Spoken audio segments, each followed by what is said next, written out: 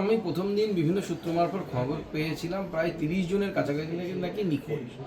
Exact সংখ্যাটা বলা মুশকিল, কিন্তু এই ঘটনা যে ঘটেছে এই ঘটনাকে কেন্দ্র করে রাজ্যের মুখ্যমন্ত্রী, মাননীয় মুখ্যমন্ত্রী, দমকল মন্ত্রী এবং অন্যান্য মন্ত্রী এবং ক্যাবিনেট যারা আছেন তাদের যে অ্যাটিটিউড, তাদের যে সমস্যাকে বা এই যে দুর্ঘটনাকে নিয়ে যে অ্যাক্টিভিটিস, সেই অ্যাক্টিভিটিস কিন্তু অত্যন্ত দুঃখজনক।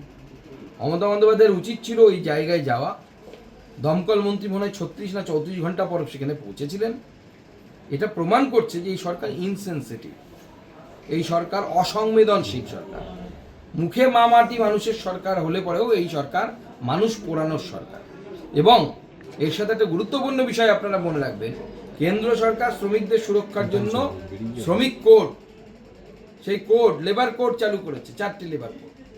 সেই লেবার কোড যদি পশ্চিমবঙ্গে ঠিকমতো লাগু হতো তাহলে পরে কিন্তু এই ঘটনা ঘটতো না।